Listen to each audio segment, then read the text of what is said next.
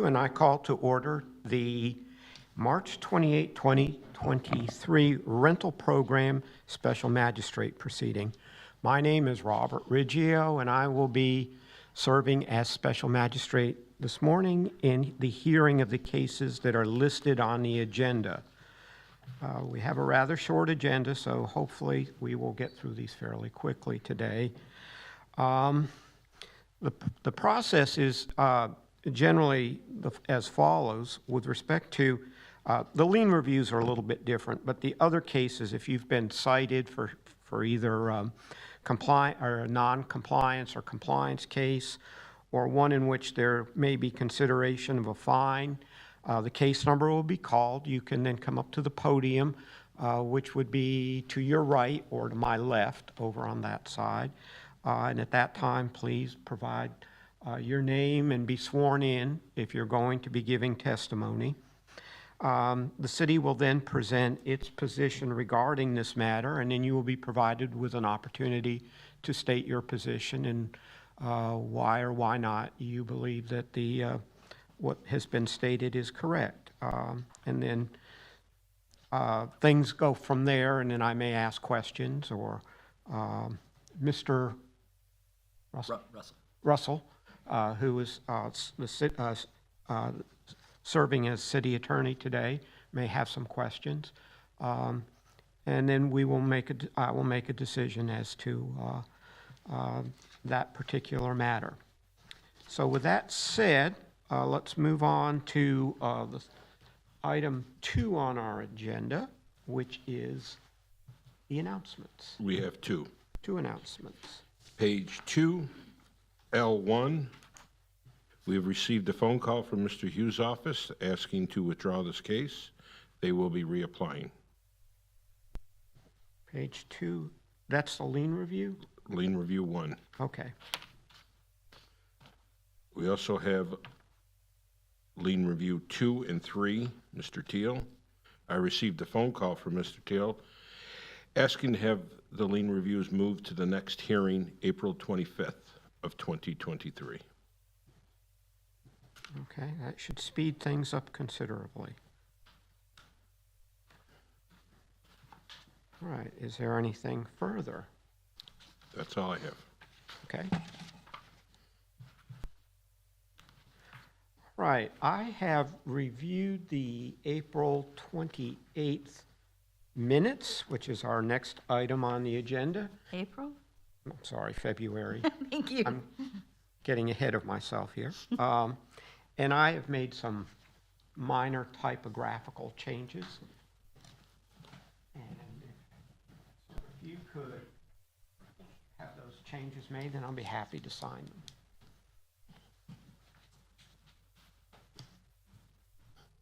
Right.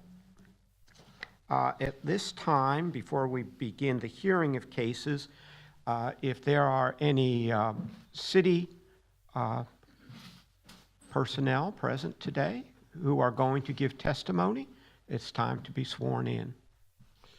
Please raise your right hand, and do you solemnly swear or affirm that the testimony you're about to provide to us is the truth, the whole truth, and nothing but the truth? Yes.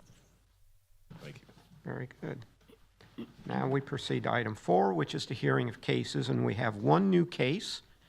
Case number 1, RTL 03-2318, Blue Clay Financial Services, LLC, cited for failure to correct violations of city code at 259 Jefferson Street.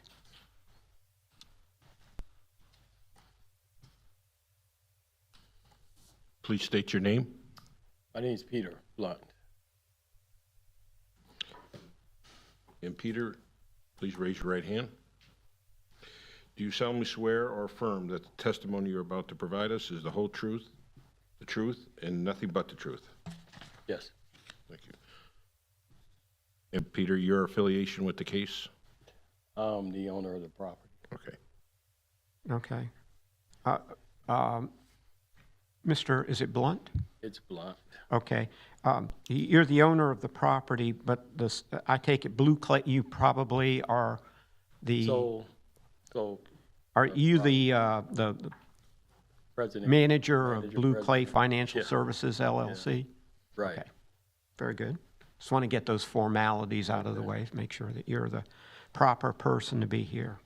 Okay, Ms. Domingo? I'm Inspector LaWanda Domingo with City of Daytona Beach Code Compliance. My credentials are on file with the city. This case opened November 15th of 2021, with the owner first notified December 18th of 2021 with a compliance date of December 31st of 2021. This property was identified as an unlicensed rental property at the origin of the case. The owner did apply for a rental license.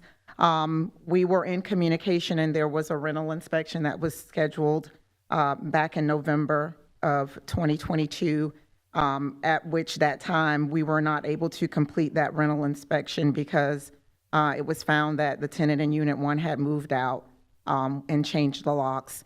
The tenant at Unit 2 was not on site at the date of the inspection, in which Mr. Blunt informed me at that time that he was going to be working to vacate the premises so that he would not rent the property anymore. I just received communication from Mr. Blunt by email yesterday that he is still in the process of working to vacate the last tenant in Unit 3. So I'm requesting compliance by next cutoff for this property for him to follow through with vacating the property and getting a non-rental affidavit signed. Okay. Mr. Blunt, do you have anything to say? Just that I'm still trying to, we'll get the last tenant out. I probably will have to do an eviction process, which I did start. I did the posting and such, but Okay. I was basically squatting, and I just got to get them out of, not planning to rent it. Okay. Well, Mr. Blunt, sounds like you're working toward getting this resolved. And at this point, I will find you in non-compliance. There's no fine or anything at this point. Okay. And as long as you keep working and showing good faith, it looks like this matter should work itself out. And you can either rent it out with as provided for by city code, or you can do whatever you want with the property after that in terms of whatever the permissible uses are for it. So sounds like we're making progress. So therefore, in case number 1, RTL 03-2318, I find the respondent, Blue Clay Financial Services, LLC, for property at 259 Jefferson Street to be in non-compliance, and order the respondent to come into compliance by April 19th, 2023, or be returned to a hearing before the special magistrate on April 25th, 2023, for consideration of a fine of up to $1,000 per day.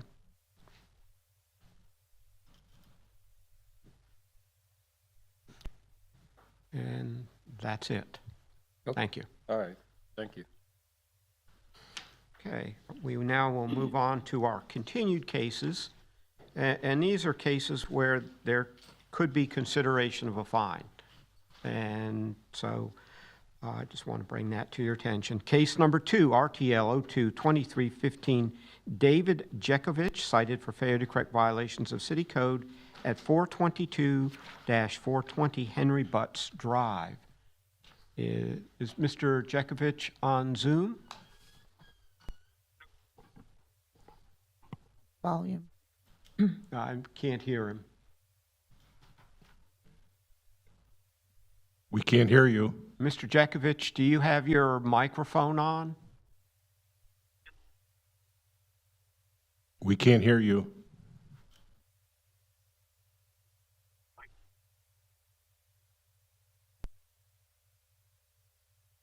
Is that any better for you? Oh, okay. Is that any better for you there? Yes, I can hear you now. I couldn't hear you before. Okay. No, sir. My name is Mr. McGibbon. I have a lease option on that property with David Jekovich. Please state your name. Chad McGibbon. Do you raise your right hand? Do you solemnly swear to tell the whole truth, the truth, and nothing but the truth? Yes, sir. Okay. Mr. And your affiliation with the case? What's that, sir? Your affiliation with this property? Are you the I owner can't- of the property? I can't hear you now. Your microphone's breaking up. We received an email last month from Mr. Jekovich giving him permission. He testified last month as well. Okay, Yes, ma'am. okay. That's fine. Mr. Mango, can you give us the details of this matter? Yes, since the last hearing, I have received consistent communication from the property manager, Stephanie Mullengarden, regarding the progress of repairs. She did send photos updating showing that the items for correction for Unit 422 have been completed. There was a delay with the matter of an after-the-fact permit for a door installation that happened here, but as of yesterday, that door did pass a final inspection by our building department, so I just have to go in to complete my re-inspection. So I'm requesting to amend to next cutoff for this property. Okay. Mr. Gibbon? Mick Gibbon? Yes, Mick- sir. Yeah, did you hear what she had to say? Yes, sir. You appear to be on the path to getting this matter completed, but the inspector has to come and look everything over and make sure it all passes muster. Yes, sir. Yeah, we reached out to her yesterday at about 1:30, requesting a date for when she could come inspect the property. Okay. So what I do at this point is I do what is called an amended order of noncompliance, which gives you another month to work all of the details of having Mr. Mango come out and take a look at your property and hopefully Yes, find sir. everything to be in compliance and this matter would be closed. Yes, sir. That'd be nice. Yes. Okay, therefore, case number 2, RTL 02-2315, the respondent being David Jekovich for property at 422-420 Henry Butts Drive. I hereby order the previous order of noncompliance be amended to allow the respondent until April 19, 2023 to bring property into compliance or be returned to proceeding for the special magistrate on April 25th, 2023 for consideration of fine of up to $1,000 per day. Thank you. Yes, sir. Thank you.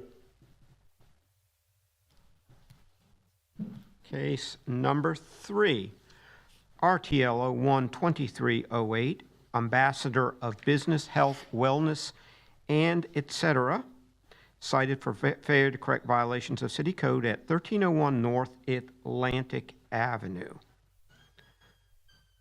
Mr. Reckenzone? Good morning, sir. Since the last hearing, I've had contact with the property owner, and I made an inspection on the property. The property is not in compliance yet, but the property owner was in a car crash and asked to be continued to the next hearing. Okay. Then we'll do an amended order of noncompliance, continuing it to the next hearing. Yes, sir. Okay, and let the record reflect that the property owner is not here, but he is, Mr. Reckenzone is speaking on his behalf in terms of conveying his request to continue this matter. Yes, sir. So therefore, case number 3, RTL 01-2308, Ambassador of Business, Health, Wellness, and etc., for property at 1301 North Atlantic Avenue.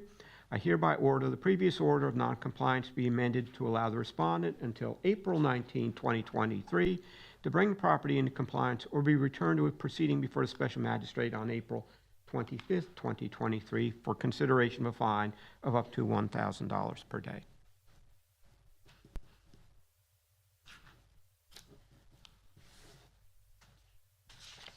Case number 4, RTL 01-2303, Anil Maharaj and Uginder Maharaj, cited for failure to correct violations of City Code at 331 Taylor Avenue. Please state your name. Silvio Matri. Do you solemnly swear or affirm that the testimony you're about to provide to us is the truth, the whole truth, and nothing but the truth? Yes, And your affiliation with this property? I am from Partners Property Management. I'm helping on the power of attorney matters for Mr. Maharaj, take care of the property. Okay. And you have authority to speak on his behalf? Yes, sir. Okay. All right, Mr. Reckenzone, can you give us the particulars of this matter? Since the last hearing, I've had contact with the property owner. 90% of all the work that needed to be done on the property has been completed. There's 2 windows that still need to be repaired I want to continue it to next month. Give them the time to fix the last 2 windows. Yeah, I basically came here just to see if I can borrow a couple more time because I already have everything under control to get it replaced, and that should be probably 2 more days or 5 at least to get it. Do you think everything will be done by April 19th? Oh, I assume by, if I get it from April 19, that's perfect, but I think 1 more week, that's all I need. The special magistrate proceedings are every month, so we set. No, the date, yeah, go ahead, give and you me a get month. extra time. Yeah, so I will ask this question. I did hear the word windows. Do you have the windows already? yeah, is take the measurements as we speak now, and they're gonna be one in place. Okay. The reason I say that is in the past, windows have been a particular problem for a lot of property owners because they go to order them and they're back ordered and.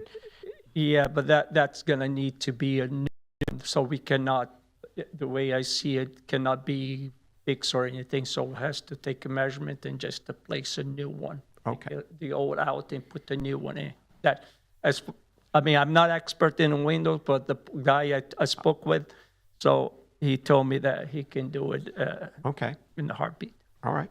Then, but if there's a problem with the window, for instance, your window repairman turns out to not have that in stock, please let Mr. Reckenzone know because. No, I've been in communication on the emails. I think we've been very good on that, and he's been very kind to me too, so I appreciate it. Okay. Therefore, case number 4, RTL 01-2303, Anil Maharaj and Uginder Maharaj for property at 331 Taylor Avenue. I hereby order the previous order of noncompliance be amended to allow the respondents until April 19, 2023 to bring the property into compliance or be returned to proceeding before the special magistrate on April 25th, 2023 for consideration of a fine of up to $1,000 per day. And it sounds like you're making great progress, so hopefully we'll see you here again. Well, I think we got a better tenants, that's all. Good. All right, I'm all set? All set? Mm-hmm.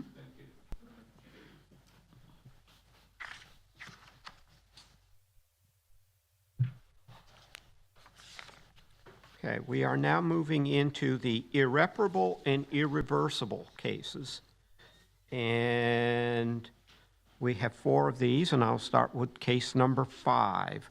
RTL 03-2317, Luis and Zoila Penora, who are cited to correct violations of Land Development Code Article 4, Section 4.1A, Article 5, Section 5.2.A.2 at 215 North Seneca Street. Please state your name. Hi, my name is Dory Snyder. Could you spell that, please? First name, D-A-R-I. The last name is S-N-Y-D-E-R. Please raise your right hand. Do you solemnly swear or affirm the testimony you're about to provide to us is the truth, the whole truth, and nothing but the truth? I swear. Ms. Snyder, can you state your relationship to Luis and Zoila Penor? Why I'm their daughter. Their daughter? Yes. Okay, and you're authorized to speak on Yes. behalf? Okay. All right. Mr. Yates? Inspector Kevin Yates, my credentials are on file. The case before you is a zoning violation. The case was opened as a citizen's complaint. The property is zone SFR 5. Other accommodations, sometimes known as short-term rentals, are not permitted in this zone. The violation was first observed on February 10th. They were first notified on February 16th. The property was not actively advertising as of March 2nd, 2023. The daily posted rate was $248. There were a total of 6 reviews displayed. The check-out time was 4 p.m. and the check-in time was 4 p.m. and the checkout time was 11 a.m. We had people on site claiming to be a short-term rental on February 10th, 2023. Due to the amount of time it took to remove the listing, the city is asking for a one-time fine of $2,000 due to the irreparable and irreversible nature.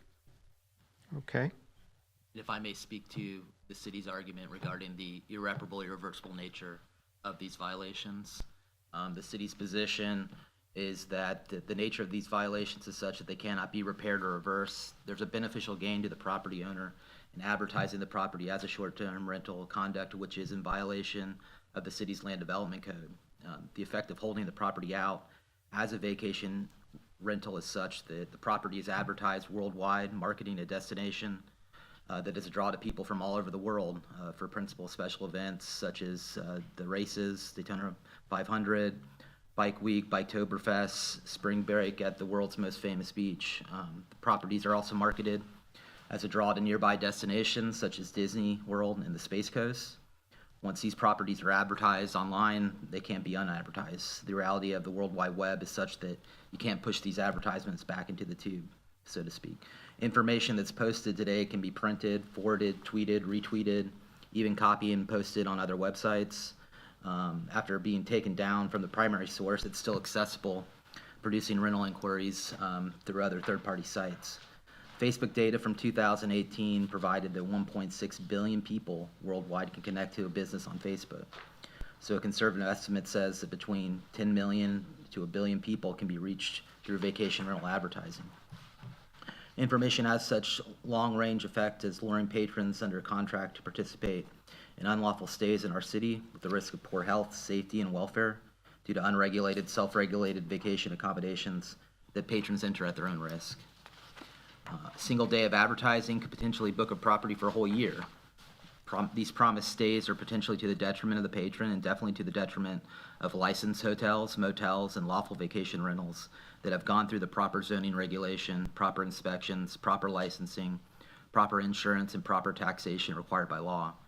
The transient nature of these rentals is such that it limits the means of the city's ability to enforce, to typically identifying them through their advertisements. By the time the code enforcement inspectors arrive to the properties, the transient patrons typically are gone from the property or claim a misleading relationship with the property owner that is often contradicted by the advertised visitor comments that appear on the vacation rental websites. The monetary effect of these unlawful rentals is tax avoidance, inadequate insurance coverage, unfair business competition against the lawful accommodations, businesses, and lawful vacation rentals. The community effect is that transient businesses used within unauthorized residential neighborhoods affect density, parking, noise, and safety. They affect the peaceful enjoyment expected in residential neighborhoods. It diverges from traditional and reliable residential norms. There's a demand from the business community to our commission, which has led to a request for a strong deterrent to those that are raking in profits, avoiding state and local taxes, avoiding zoning requirements, and regulatory controls. We have all seen rentals going for amounts as much as several thousands of dollars a week, and the owners realize substantial fines is the only deterrent tool available. By the time we arrive to say stop, the beneficial gains are already realized by these property owners. State law adopted by the city defines vacation rentals to include advertising for transient guests, and as a result, the city requests a finding that these violations are irreparable or irreversible in nature. And given the gravity of the violation, typically the city seeks a $15,000 fine, which would be warranted given the amount of gains that these property owners can realize through just a simple week of rentals. In this case, given that it was a citizen complaint and the fact that the property is observed now to be in compliance, the city's recommending or asking for a reduced fine of $2,000 in this case. Okay. Anything further, Mr. Russell? Yes, sir. Okay. Ms. Snyder, I would point out that by statute, the city has a range of up to $15,000 in terms of the fine that it can assess in these matters. And the city is asking for a fine of $2,000, which is well below the maximum threshold. But I know you may have something to say about that. So this is your opportunity to state your position. Okay, well, first, I would like to say that it was out of innocence. It's my parents' home, and they're not in use because they're in Longwood with their grandchildren helping, watching them. So we thought, hey, maybe we could do something with it because it's just sitting there. And then so we went on Airbnb website and we saw that there's few houses. Actually, there's 3 houses on the same street doing it as well. when I checked this morning. And so there's just, we thought it was doable, but in a sense of mine and my father, we had no idea that it was like against the rules of the city of Daytona. We love Daytona, and we love coming here on the weekends with the kids. So I just want to say I truly apologize to the city that obviously as soon as he emailed us, I emailed him back saying that I cancel all future reservations because I don't want no more issues or trouble with the city because we love Daytona. So Okay. All right. I will say I've been doing this now for 3 or 4 years, and the fines have been fairly steep for 3 or 4 years, and still it seems the word doesn't get out that the short-term rentals, at least in the places where they're not allowed, are not supposed to take place, and that has been a continuing problem.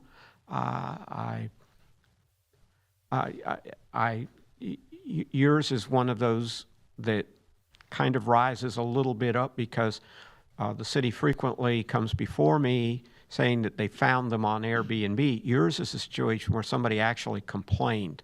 yeah. I take it the complaint may not have been that great. There have been some that have been significant where it's been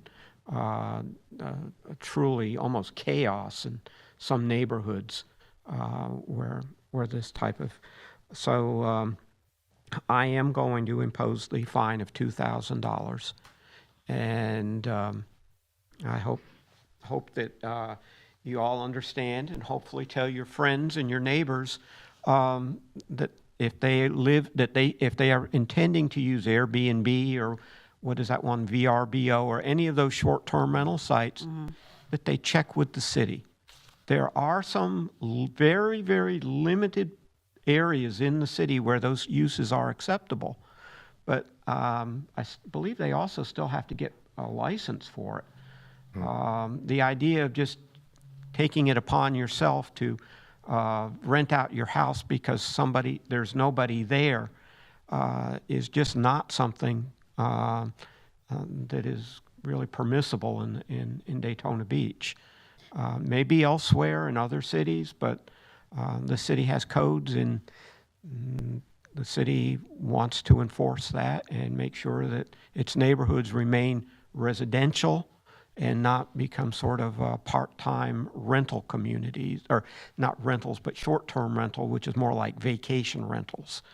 And I've heard some horror stories of people who come back and light off fireworks or drinking all hours of the night, partying. And so, unfortunately, that is the reason for, I believe, a lot of the concern right now.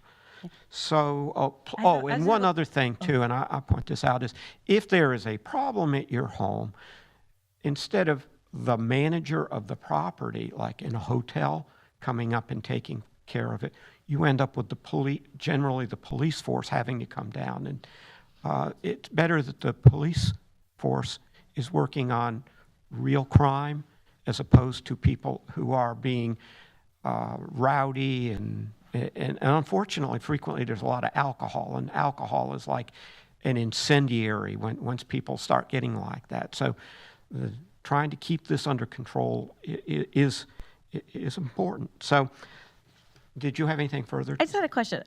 I know the fine you said is $2,000, so there's no way to reduce that? Is that what he was explaining over there? There is a range of Okay. up to $15,000, and the Okay. city has chosen to go with the lesser end of the range, which is $2,000. Okay. Generally speaking, if someone turns their property around the next day or thereabouts, the fine is reduced to $1,000. That's sort of the starting point on these. Okay. So yours, as Mr. Yates has stated, you were notified on the 16th of February, Yeah. but the actual, from his standpoint, the use ceased on March 2nd from his observation of what took place in terms of, I guess, the posting on Airbnb or wherever. So it took longer than a day. And so I don't consider I have discretion to reduce it any further. Okay. Well, I mean, I have proof that I shut it down like before March 2nd, as he saw. I don't know if that could help with the fine or not, or. that I- evidence, or? Unless you can provide some proof that it was I have it on my phone. turned around on February 17th or thereabouts. Yeah. Well, Okay. the letter states February 16th, but we didn't get there till Saturday for the weekend to enjoy. So then I was like the 18th. So then I called Airbnb and shut it down. And so I have proof here that on the 20th, 21st is when they shut everything down. No, unfortunately, from what I saw, the page was still viewable on February 27th, 2023. I can't speak to any conversation she had with Airbnb, and obviously if they shut it down before then and it didn't for some reason go, if she has an email showing that, we would be happy to, reduce the fine some, if that's. Yeah, I mean, I have proof here that says canceled by Airbnb February 21st. I mean, I can look up back, the account's closed. Well, here's February 21st, canceled by Airbnb. That's just a picture of it, because I closed the account. Then it's just a picture of a message that says cancel. Here's the problem. There are two aspects to the dealing with this type of issue. One is the city code states that holding out a property as a rental is a violation, okay? And I try to operate off of what are objective criteria. If it's posted on Airbnb, whether or not whatever is going on behind the scenes that none of us are privy to, Mr. Yates or any city staff, that's being held out until March 2nd or thereabouts when it was. I do have a screenshot of the 27th when I looked. The 27th. Yeah. And that is not like the next day or thereabouts. No, and then the next day I checked was the 3rd because there's a weekend involved. Okay, so I really don't have a basis. Otherwise, I'd be treating you differently than I'm treating other people, and I try to avoid doing that. So therefore, in case number 5, RTL 032317, the respondents being Louise and Zoila Penora. I find the respondents to have been in for property at 215 North Seneca Street.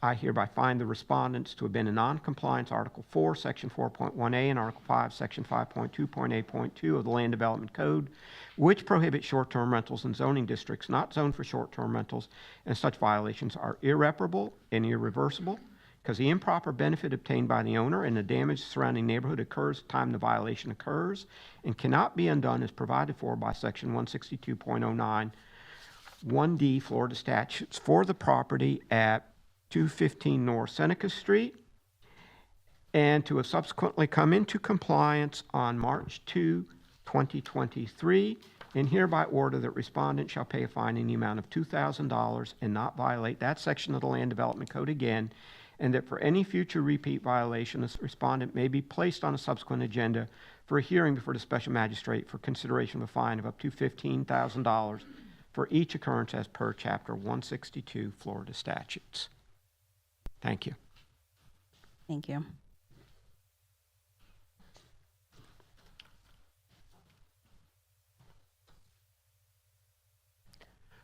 Yes, you're done. Thank you. Case number 6, RTL 032320, Sean Christopher and Nancy Ballou, cited for failure to correct violations of Land Development Code, Article 4, Section 4.1a, Article 5, Section 5.2.8.2 at 130 Ponce de Leon Boulevard. Please state your names. Sean Ballou. Nancy Ballou. Please raise your right hand. Do you solemnly swear or affirm the testimony you're about to provide to us is the truth, the whole truth, and nothing but the truth? I do. Yes. And your affiliation? The owner. Okay. Mr. Yates, can you provide the city's position on this matter? Yes. The case before you is a zoning violation. The case was field generated. The property is zoned SFR5. Other accommodations known as short-term rentals are not permitted in this zoning district. The violation was first observed on March 2nd, 2023. They were first notified the same day. The property was not actively advertising as of March 6, 2023. The daily posted advertised rate was $240. There were currently no reviews displayed. The check-in in was 4 p.m. and the checkout time was 11 a.m. The actions are irreversible and irreparable in nature, and due to the actions of the property owner, the city is requesting a one-time fine of $1,000. Okay. Mr. Christopher and Ms. Bello, did you need me to repeat the city's argument as it relates to? No, please. Okay. No, you're good. Trying to get you guys out of here. No, you're good. Okay. All right. Mr. Ballou, Ms. Ballou, do you have anything to say? Yes. Well, you know, we bought this place not really knowing that we had to go through the city to do this. We were told that if we were going to buy a property like that, it would be checked out first from our realtor. They didn't find anything in like I said, because it was not an HOA. Then we were told to go through the DBPR. That's exactly what I did. If you don't mind, I'll give you this. If you wouldn't mind taking a look at it, you can kind of see what it is. It's a license to run an Airbnb out of my house from the state of Florida. Now, that doesn't mean it's the city of Daytona, but I'm saying that's a license through the state of Florida, which I thought I was totally legit, because everything I did to this house, you can obviously see by the pictures, it didn't look like that. This was a 1952 house, built like a 1952. That's what it would look like at the time. This house, actually, I did everything. New roof, everything was permitted through the city of Daytona. Everything was legit. I did everything I was supposed to do. With that license being there, I thought I was in the good. So I didn't even know about coming here. They were supposed to take care of the taxes on their end for the city And through Inc. Authority. when we got notified from Mr. Yates, we had called them and he said, you need to shut this down. Same day we went on there and we shut it down, and we have not had nobody else over there. Never owned an Airbnb. We owned homes, but we never knew you had to go through the city to do this, because I figured if it was an HOA, you wouldn't be able to do it. It's an HOA, you know, and honestly, this is the nicest house within probably 5 blocks of that residential neighborhood. Like I said, yes. I mean, the guy right down the street, whole house needs to be painted, it's got trailers in the yard. There's a lot more going on in that residential neighborhood. People get roofs that aren't permitted. There's a lot of things people are doing, letting their dogs crap up and down the street 4 or 5 times a day. You know what I mean? And I get it. But, you know, unfortunately, we did not know. Right. Okay. Mr. Ballou, you are somewhat unique. I appreciate that. Most of the people who come before me with respect to these matters, I look at this as somewhat like conducting a business, which means you go out and you obtain your licenses and you do all of the things that people who are going into business do. Right. Okay? You actually have gotten a license from DBPR. Right. Which we thought was- Unfortunately, there is a statute in Florida that allows them to retain jurisdiction over these things, essentially, except where there were existing rules in place. I believe it was, the statute was 2011. 2011. So DBPR should have told you they don't have jurisdiction over this. Or they should have said, at least you need to look into it further, because there's a smattering of communities all over the state of Florida who retain the ability to regulate. Because there's a statute that says that if you didn't regulate them as of 2011, then it's the state's prerogative to regulate it. Right. Okay? And unfortunately, you got led astray by your realtor. You got led astray by, I'd say, the state of Florida. This is not unusual. There's also a bed tax license, and I know people go to the county, but you know that's a little bit different. But this is now, you actually came in front of me with a license, and I can't make this. Does anyone have a phone or something to take a picture of this? So that we just have it in the record? Take a picture and make it part of I the honestly believed in my heart that I was good. You know what I mean? And it's not like this is a beautiful neighborhood, okay? I'm going to be honest with you. Residential or not, you're also in the middle of Daytona, right next to the speedway. All you hear is motorcycles. When the races are going on, like that Daytona 500, We you could can hear hear it. the engines all night long revving up and down. You know what I mean? all night long. You got the Blue Angels flying right over the house at 6 o'clock in the morning. It's not like, you know, this neighborhood is, I get it. It's not zoned for that. But you're in a tourist destination. This is where people come. You know, the people that were actually there when he came there were there for a funeral. They weren't there to party. And it's not always about drinking. People want to come and get away, get to Daytona. You know, you're pulling people from Sanford, Orlando. They're coming here. You know, why not? I mean, Governor DeSantis just said, I want to bring more tourists into the state to bring more revenue. This is a good way to do it. I mean, I get it. I'm not trying to fight you on it. I'm just speaking my opinion. I did turn this house over, and he can vouch for me. This is probably the nicest house in the neighborhood. It's gorgeous. I mean, did you take any pictures of the inside? No, sir, I didn't go in your house. Mr. Ballou, I hear your arguments, but they're really more appropriate in front of the city commission or the planning commission. Okay. Because I have a question. just before, my job here is to enforce codes. Yes, I get it. And to make sure that the cases are brought before me, and then I hear them and determine if there's a violation and levy a penalty if that is necessary. And the city commission and the planning commission are the entities that listen to those type of arguments about whether or not this is appropriate or whatever, and change the codes. So I hear you, I understand your argument, but it's kind of not something I can take into consideration.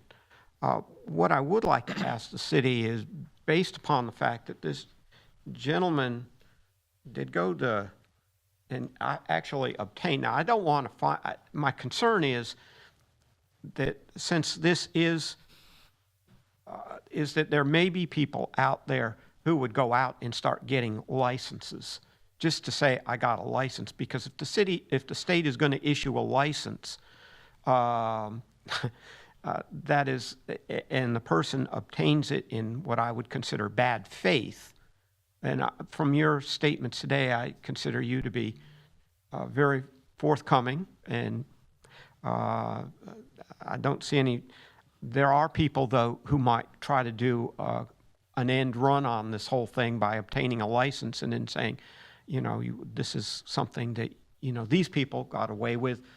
I should be treated the same way, and that's a concern I have. I don't know if there's any way that the city can contact the state about this to find out why they are issuing licenses for use in this area that is not permitted. I believe any address in the state can simply type it in and they'll issue it as long as you pay, is their system, any address. I actually called them because I was upset about him coming over and taking pictures and doing that, because I was like, the state of Florida should be at least communicating with the cities to find out what the zoning laws are and have that in theirs as well. They should not be, this is the second license. I paid for last year and I paid for this year. So it's not like it's something that was new. I already knew I had the license. You know what I mean? So, but when I called up and they were like, well, we don't know what to tell you. It's like, well, you know, like, you might as well put them in a crackhead jackbox. That's basically what it comes down to. Right. You know what I mean? I hear you. I understand. There is also case law out there that from the Florida Supreme Court of all places, it says that you are imputed to have knowledge of all local city ordinances, even though it's in a book that's this thick. And so I have to take all of these things into consideration. I have a question. When this went on, Mr. Yates, we contacted you right away that same day when we found out. And my husband spoke to you, and you had said to him, well, if you comply with us and do exactly what we're telling you, you will get a small fine to no fine at all. Correct. 1,000 is the lowest fine I ask for. Don't you think that's kind of steep? I mean, where we did everything right. We got the... Well, no, we didn't do everything right. Everything right is we simply can't rent in that zone. Well, we didn't know that. But Well, right, but to be clear... Well, what I'm saying is, when you said we're not allowed to do that, we went on the site and we took it off. We shut it down right away. Yes, so I am giving you the lowest fine that I give anyone. So that's the lowest? That's the lowest I've ever recommended, yes, ma'am. All right. Okay. All right. Mr. Russell, do you have anything to add to this? Nothing further beyond the arguments we've already presented. I understand their position, and I commend them for taking the effort to obtained the licensing they felt necessary through the state. Unfortunately, there's different regulations that are applied to the specific zone in which this house is located. And, like the magistrate indicated, if we take a different position on it, in this case, just because it seems that you are being truthful and forthcoming with it, we may have a situation where everybody's coming in and claiming, oh, well, we got a license through the state of Florida, and so we thought we were okay. We take into account everything that you have done in this case and the fact that you responded immediately, and that's why the city is recommending the reduced fine that we are recommending in the case. And so, Well, he said little to none. Well, hopefully we can probably resolve it with no fine. We're actually gonna put the house on the market, sell it. If I can't do an Airbnb there, it doesn't make any sense to keep it. So if anything, I've done justice for the neighborhood. I fixed it up, it raised some property values, you know what I mean? And I'll just look elsewhere. Maybe I wanna stay in Daytona. I like Daytona. So hopefully I can find a place where I can actually pick up a place, and there are areas in the Yeah. city where you can. But he explained that to me. Yeah. But we tried calling yesterday on a property, but we can't seem to get through and nobody's calling me back, so. And Oh, we ain't buying unless they say yes, so. so we ain't gonna buy it unless we know it's rated for it, so. Okay. I do have a question though. Like, when my husband spoke to you, like, we blacked out dates for my daughter because she's getting married in June. She's gonna be over there if we still own the house, and she's got the what's that called? The bachelorette party coming up. She's gonna be over there with friends. They're gonna be sleeping there to celebrate her wedding. What you said to my husband was, we know exactly what cars you guys drive. So don't be sneaky with me. Well, no, I said what cars have been there. We do take pictures of. So as long as you're having family, friends, anything like that, that's absolutely fine. Okay. But that if money is exchanging hands, Right. then that's There's the no point at money which, Oh, yeah. no. I'm just saying, like, because because my neighbors are they'll be, oh, they got people staying there. Well, that's no, not they the didn't. issue. They didn't even complain. So it wasn't even. It's irrelevant. It's Yeah. not gonna happen, so, anyway. Okay. I'm taking all of this into consideration, and Mr. Ballou, as I see it, you tried to look under every rock, except you didn't look under the rock for the city.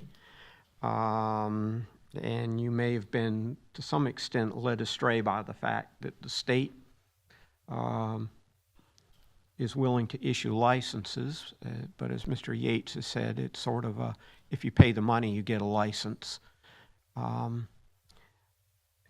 given your demeanor and your willingness, Mr. Yates had asked for 1,000, and I'm going to split from where I think you want to be and say 500.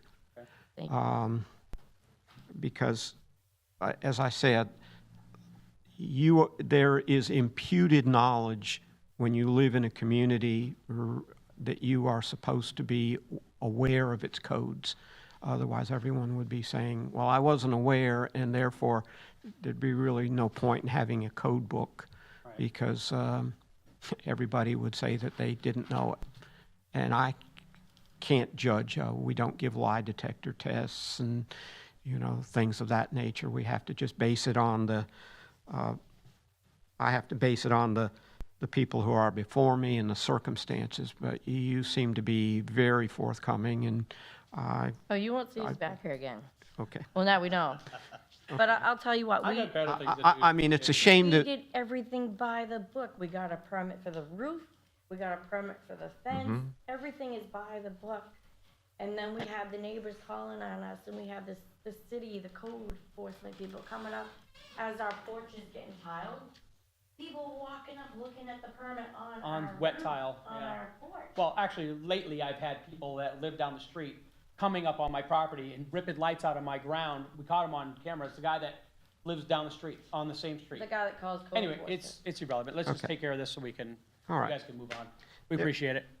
And let me give you your license. Oh, Thank you. back. I have to say, you're better than most judges that you go in front. I'm not a judge. I'm just a special Well, magistrate here. I mean, a little bit. All right. Therefore, in case number 6, Right away. I appreciate it. Not a problem, guys. Thank you. Can you give them the address that we're looking at? What is it? 30, for the address of the house? Off the top of my head. I'll send it to you in Yeah, email. send it to me and I'll let you know. I'm trying to do the right thing here. Well, and we certainly appreciate that. And Yeah. again, it's a situation where we're enforcing the code. We don't get get it. to make the determination of, oh, we should have short-term rentals everywhere. Mm-hmm. The commission has given us instruction. We're here to enforce the provisions of our code. Right. And I understand that you may have been led astray by realtors, Well, other people. Yeah, and Sunbiz, because when I was on Biz, you have to file for your, I did everything. I even had a name, it's called the Yep. Sandy Seashell. So, corporation. We honestly didn't know. Yeah, I was kind of curious on, because if they knew I was gonna rent it, why didn't they say something before I opened it? Because I wouldn't have done it. I thought, it was like, it went live and then all of a sudden I got hit. Who's that? Yes. I'm going to let you know there were no complaints. You guys just showed up on the promoted section. So that's the very front page as a new listing. And that's why when I opened it up in the morning, and then it just had a very unique look to it. And I was like, I think I know which one this is. Right on. And so that's how that happened. Yes, And ma'am. What's the compliance on having trailers in your yard for 8 months? Trailers are not allowed to be parked in the front yard. They need to be in the side or rear. So if you guys, the same information, Yeah. email me, I'll give you where you can Okay. send any issues you're having. Okay. All right, well, we'll do our homework next time. We know now, so we'll take care of it. Okay. Therefore, case number 6, RTL 03-2320. Respondents being Sean Christopher and Nancy Ballou. I find the respondents have been in noncompliance of Article 4, Section 4.1A and Article 5, Section 5.2.8.2 of the Land Development Code, which prohibit short-term rentals in zoning districts not zoned for short-term rentals, and such violations are irreparable and irreversible because the improper benefit obtained by the owner and the damage surrounding the neighborhood occurs at the time the violation occurs and cannot be undone as provided for by Section 162.091D Florida statutes for the property at 130 Ponce de Leon Boulevard, subsequently come into compliance on March 6, 2023. And hereby order the respondent shall pay a fine in the amount of $500 and not violate that section of the Land Development Code again. And for any future repeat violation, the respondent may be placed on a subsequent agenda for a hearing before the special magistrate for consideration of a fine of up to $15,000 for each occurrences per Chapter 162 Florida statutes. Thank you. Thank you, my friend. Thank you. Thank you. Thanks, guys. Have a blessed day. You too. You too.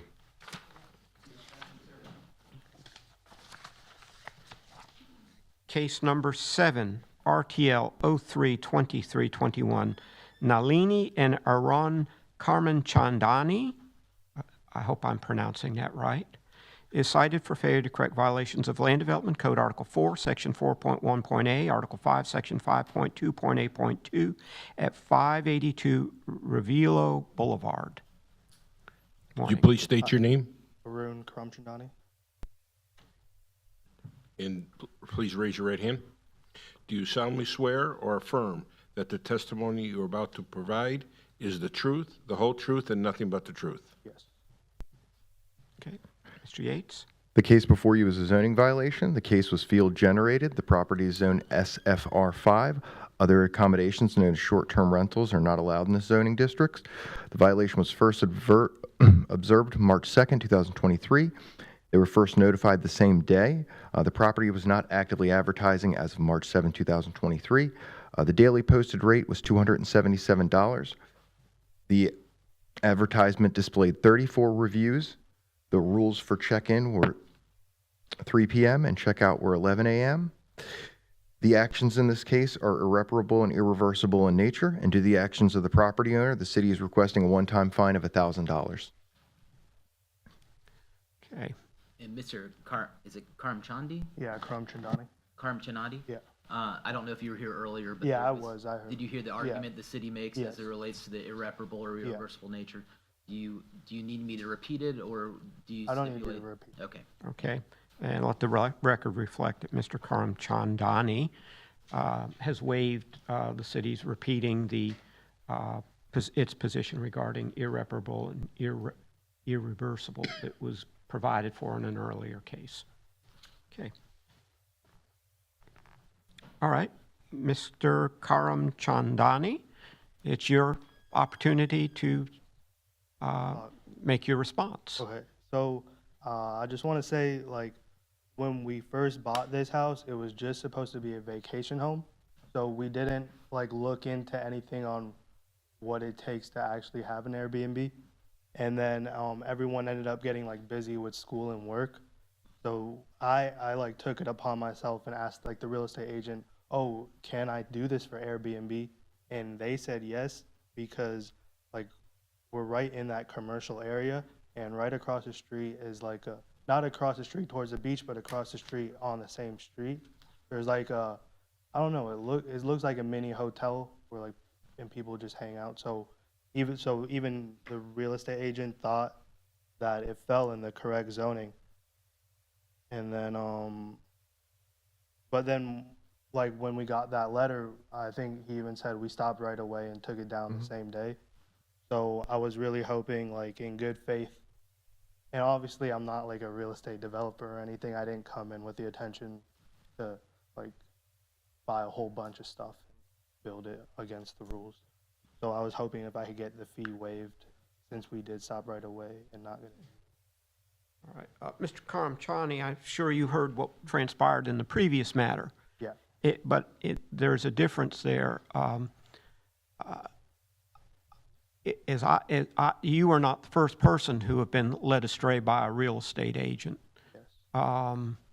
And just asking, I don't know when real estate agents are being truthful in terms of trying to. I feel like because I asked after we closed, maybe he could be less truthful and just say, yeah, you can do whatever you want, even though that's not true. Well, my experience has been the last person you want to ask about this question in Daytona Beach is a real estate agent.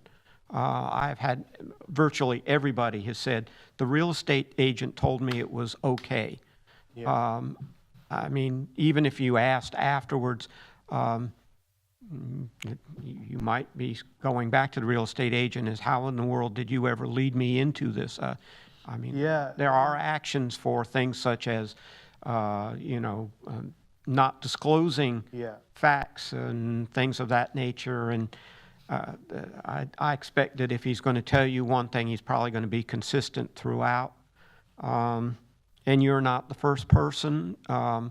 It does appear from what Mr. Yates has said, there's been 34 reviews on this property. So it's been a nice little moneymaker, apparently. Yeah, but that wasn't like the intention. It wasn't as like an intention of trying to make a whole bunch of money. Well, I see a difference between going the route of where you actually start trying to apply for licenses and where undisclosed real estate agents are the people who are apparently Can I say one more? leading you astray.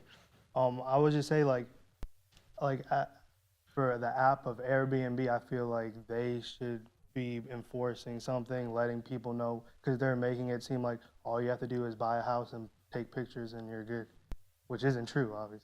I don't disagree with you on that. Yeah, unfortunately, they're unwilling. They are unwilling, and their business apparently is renting out units, and they have, I would assume, have left the determination of whether or not it's legal or not to the local municipality. Yeah, they put the little blurb underneath when you sign up. We are not responsible for local, Right. laws, rules, regulations. Right. And actually, you're fortunate to some extent. You're in the United States. I have a friend in another country where people go to jail for not having a license. Yeah. Other countries consider it serious if you don't pay their taxes, which is what they considered goes along with these types of things. And so, it depends on where you are. But under the circumstance, the city has asked that you pay the lowest fine that is available. It's still a lot. It may be, but this is essentially a business. And I tell people, there is a it was put out by the U.S. Attorney, I think it was the U.S. Attorney General's office some years ago, dealing with what were considered economic violations. And in economic violations, people there has to be some type of fine that shows that the economy, the gain that is made off of these types of things, has to be in some way penalized. Otherwise, there's no violation. People will just continue to do it. And so in this case, I feel that under the circumstances, the $1,000 is appropriate. Okay.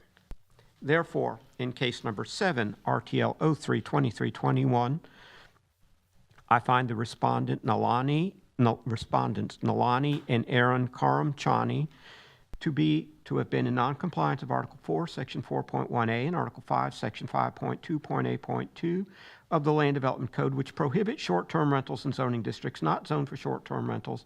And such violations are irreparable and irreversible because the improper benefit obtained by the owner and damage to the surrounding neighborhood occurs at the time the violation occurs and cannot be undone as provided for by Section 162.091D, Florida statutes for the property at 582 Revillo Boulevard, and to have subsequently come into compliance on March 7th, 2023.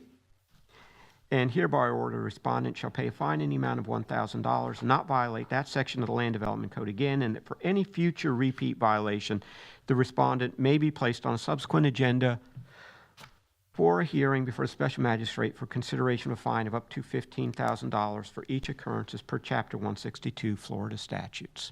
Thank you. All right. Case number 8. RTL 03-2322 Stoza, Inc., cited for failure to correct violations of Land Development Code Article 4, Section 4.1.A, Article 5, Section 5.2.A.2 at 932 Pelican Bay Drive. Is this a Zoom case? All right. Do we have someone on Zoom? Yes. Please state your name. Stan Smith. Please raise your right hand.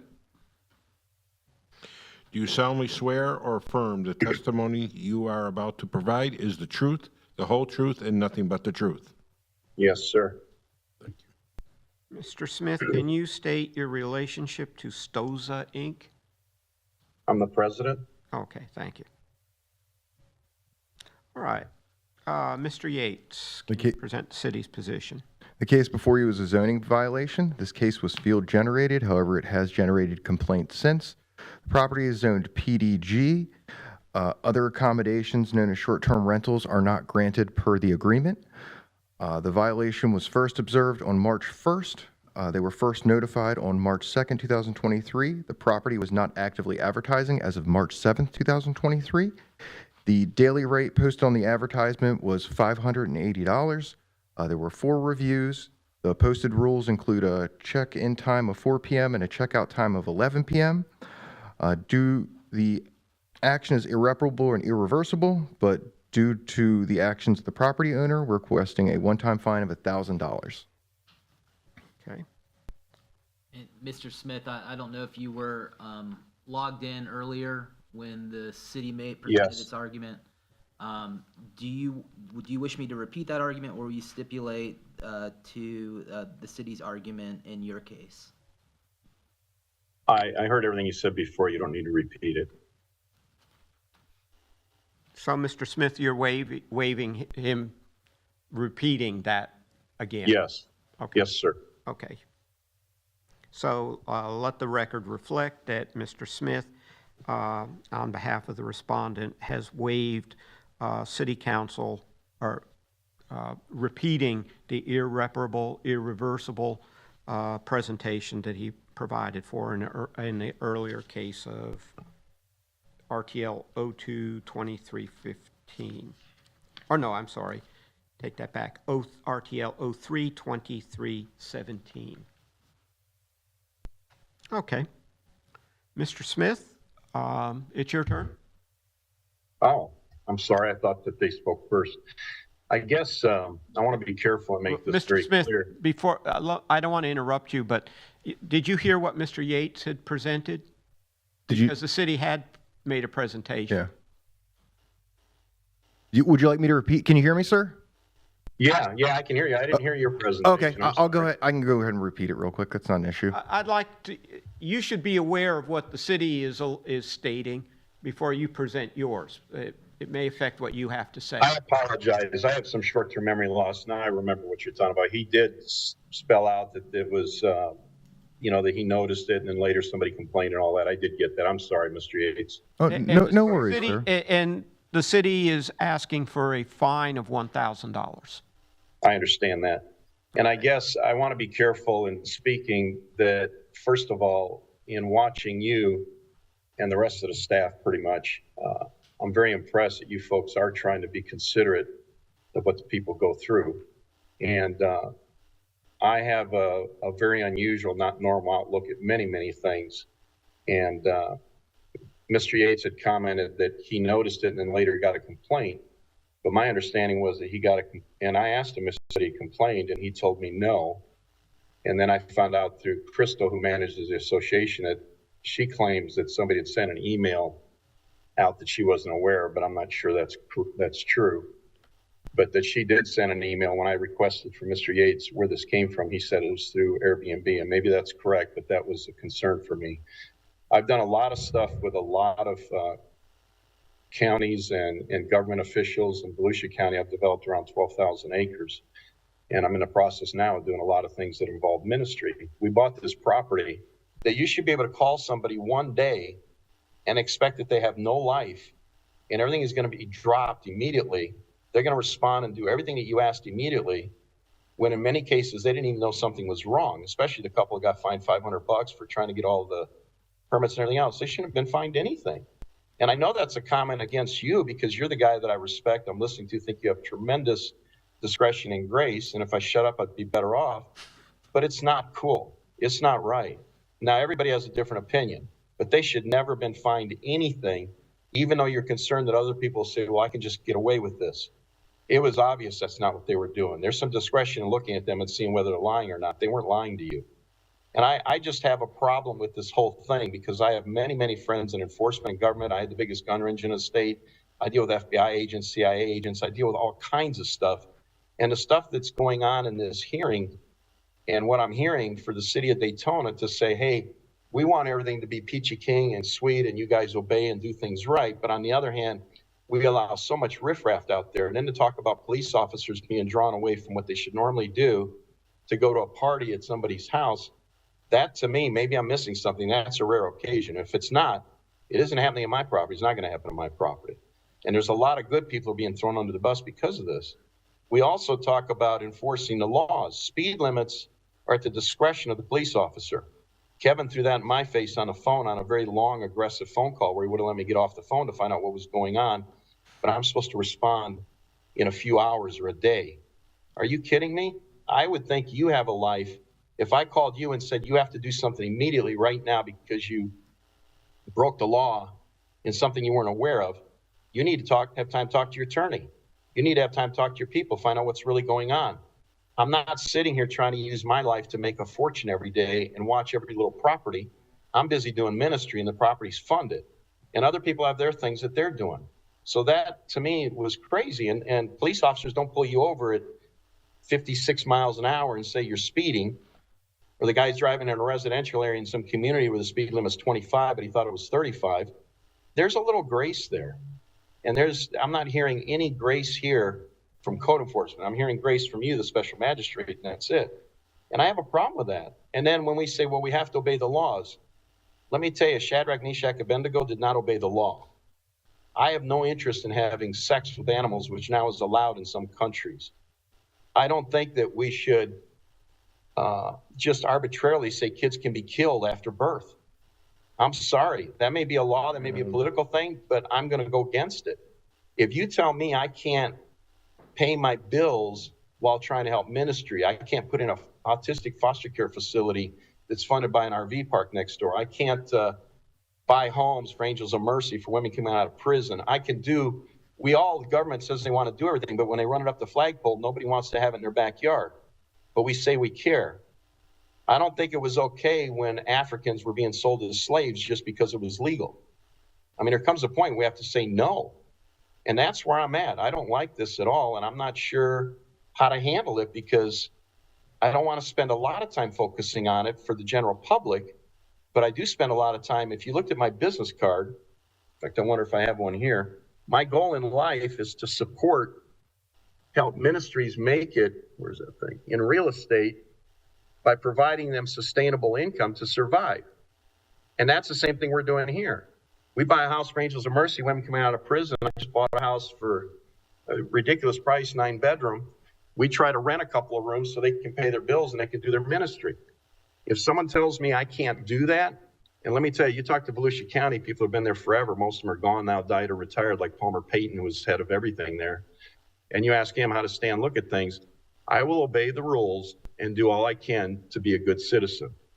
But when the rules tell me I can't touch a life or help somebody, I get upset. Now, that's a little extreme on this one because I have the choice to just shut it down or pay it out of my pocket. I'm leaning towards just renting the house as a normal house, which is a shame. In the last 60 days, I've probably had about 15 missionary couples there or people from Angels of Mercy or wherever, and the neighbors like us. Somebody who apparently got fined for having a sign on their commercial sign on their car complained, is what Crystal told me, because they got fined for it. So they feel like we should get fined, but I wasn't even aware that that was happening. So then we put cameras up and said, well, if people come out there, we're going to see that. We made the cameras bigger. So that's the kind of stuff that's going on. And I just wanted to give you a little bit of exclamation to think about these things, because the stuff that is being enforced with the idea that it's the law and I have to go out there and chase people. I mean, seriously, in Volusia County one time, I got a code enforcement violation for putting a sign up about gun classes. We teach gun classes. We have the biggest gun range in the state that I sold recently on 44. I got with the code enforcement guy who was retiring, and Bill Mansnick, he didn't usually mess with me or give me a hard time, but for some reason, he had to do something. And I went around the county and I did a video of all the signs in violation that are owned by county commissioners, county staff, all kinds of people. And Bill was very embarrassed and he said, Stan, what are you doing to me? You're throwing me under the bus. I said, Bill, you know I don't throw people under the bus, but you push too hard on something that's outrageous. I'm going to defend myself. And I'm in the same situation here with the county. There's $1 million mortgage on that property behind the bank. I am not sure what I want to do, because even though you have the right to impose a fine, I have the right to defend myself. And your fine goes behind $1 million mortgage, behind a normal $400,000 bank mortgage or $350,000 or whatever. And if I have to say I'm not going to touch lives because the city doesn't like it, that's not good enough to me. If I say I'm not going to touch lives because the association knew about it, doesn't like it, and I should have known ahead of time, that's the issue I struggle with. I should have read their documents and known that I can't have Airbnb there. So I'm just sharing you my heart, which is not a good thing probably, because I could be a lot humbler and sweeter, like that one couple that got a $500 fine. They did a great job and they're real, and I think you handle them right. I just want you guys all to know, especially Kevin, because I very seldomly have a problem with a government official. And the way he attacked me on the phone in his self-defense, it was to protect me from having additional fines. But for you guys to have a policy that people have to respond within a day is absolutely outrageous. That is outrageous. This irreparable baloney legal stuff that you guys are spouting out, I don't hear that in any other code enforcement board. And I think it's absolutely astonishing to me. You're allowed to have these things in other communities very close to you. I'll be quiet now. Okay. Thank you, Mr. Smith. Let me just say a couple of things quickly, just so you're aware. There was discussion, as I recall last year, I believe by the mayor, City of Daytona Beach, about trying to deal with this issue.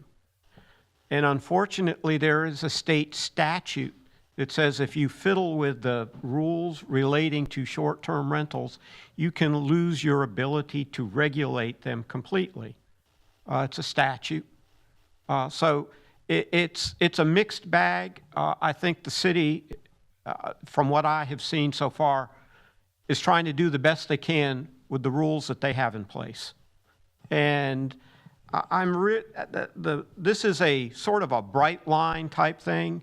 Either you are holding the property out for rent, in which case you're in violation, or you're not, in which case there is no violation. Sort of a bright line like a police officer who pulls over somebody who goes 100 miles an hour and writes them a ticket, and then they speed off and go 100 miles an hour again. They'll get another ticket. That is this entity, my special magistrate proceeding is not to essentially, is to enforce the rules, not to try to turn every proceeding into perhaps a weeks-long trial where we delve into a lot of other issues. And that's, I think that is the basis of code enforcement, is that it is to try to obtain enforcement of the codes. And all of these collateral issues, simply make it impossible to achieve that goal in a reasonable amount of time. And if that's, I try to give everyone as much time as they can or as they want and speak their mind. But in this case, the holding out of a property on Airbnb is a violation of city code, period. And that can be rectified, and many people have done it within a day, and apparently you did it very quickly. So it can be done, and it was done.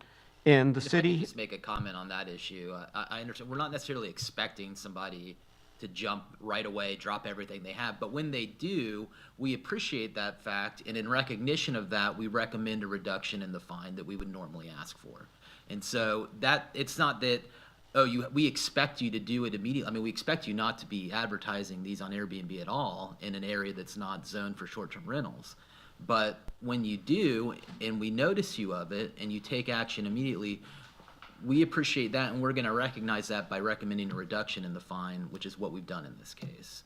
So I appreciate what you're saying, but let me just interject. The special magistrate, by the time it gets before him, he's got to just deal with it as a matter of law, as he mentioned. But you guys in code enforcement, like you use the analogy of the police officer, I keep hearing that. A police officer does not pull a guy over at 58 miles an hour when the speed limit is 55. It's just not realistic. You go before a judge with that, and the judge is going to say, are you kidding me? A person gets to a light and the sun is blocking their eyes, they can't see it good, and they go through it. The judge says, okay, well, that's an unusual situation.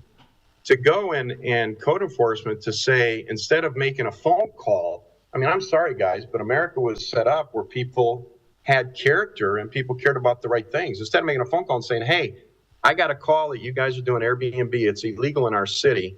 You need to stop this or I'm going to have to fine you. Well, how do I deal with this and talk? Instead, the call is, hey, listen, you're violating. You need to solve it right now. If you don't, you're going to get fined.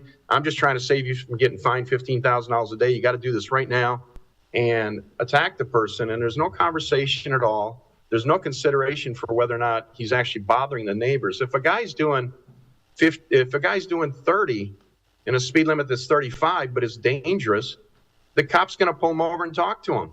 There's a wreck up there. You're weaving around. You're doing crazy stuff.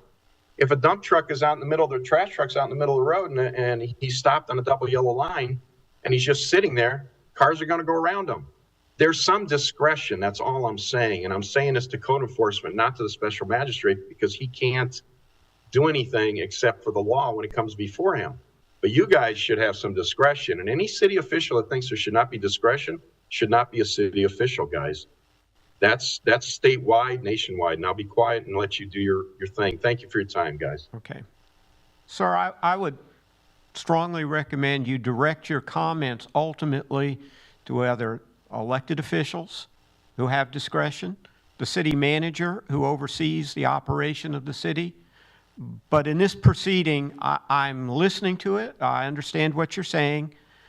But based on what has been presented before me, I am going to impose a fine of $1,000.